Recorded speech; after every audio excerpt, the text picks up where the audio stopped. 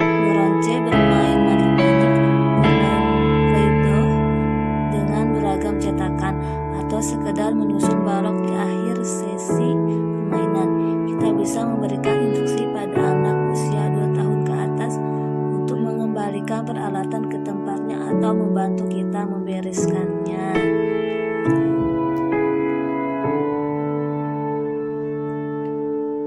Pengajar, teknik ini dapat diterapkan untuk anak usia 3 tahun ke atas karena aktivitas permainan pun semakin beragam seiring bertambahnya usia anak. Tak hanya sekedar mengasah sensori dan motoriknya, anak juga mulai bisa belajar banyak hal dari permainan yang dilakukan. Kita menerapkan teknik peran pengajar ketika ingin anak mempelajari sesuatu yang penting dari permainan yang dilakukan.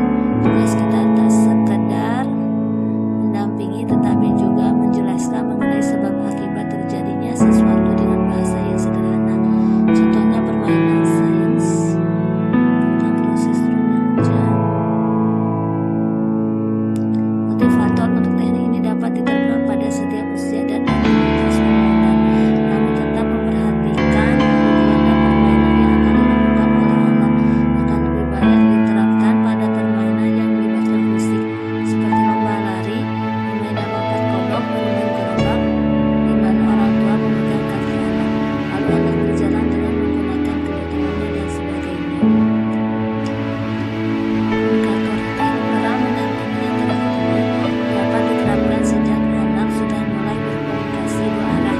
Kita bisa melakukan ketika membacakan nyaring read aloud. Selain membacakan cerita dengan berbagai ekspresi, kita juga bisa berdiskusi dengan anak mengenai pesan yang terkandung dalam cerita yang telah disampaikan. Kita bisa mengetahui apa yang mereka pikirkan dan rasakan pada kisah tersebut. Masalah yang terdapat dalam artikel, apa kebutuhan mendasar anak usia dini? Kapan anak usia dini dapat menyampaikan konsep dasar dan nilai-nilai kebaikan? Siapa saja yang bisa mendampingi anak usia dini untuk mengarahkan bermain dengan permainan yang aman? Menurut teori Maria Montessori, the sensitive periods atau periode sensitif, berdasarkan observasinya terhadap anak-anak, Montessori memberitahukan bahwa melalui tahapannya, ketika mereka tetap mengulang-ulang aktivitasnya lagi dan lagi, mereka menyerap semua yang dilakukannya secara sadar, sesuatu yang hanya menarik baginya. Montessori membagi 6 periode sensitif, diantaranya adalah sensitive to order. Masa peka keteraturan terjadi pada 3 tahun pertama kehidupan anak, memiliki kebutuhan yang kuat terhadap keteraturan. Sensitivity to language. Periode kepekaan berbahasa dimulai dari kelahirannya. Setelah kelahirannya, bayi dapat mendengar suara dan melihat bibir dan lidah atau organ bicara. Kemudian hal tersebut direkam ke dalam otaknya sepanjang waktu. Sensitivity to walking, kepekaan berjalan terjadi ketika anak berusia 12-15 bulan. Mereka membutuhkan latihan untuk melangkah dari satu tempat ke tempat lainnya. Sensitivity to the social aspect of life.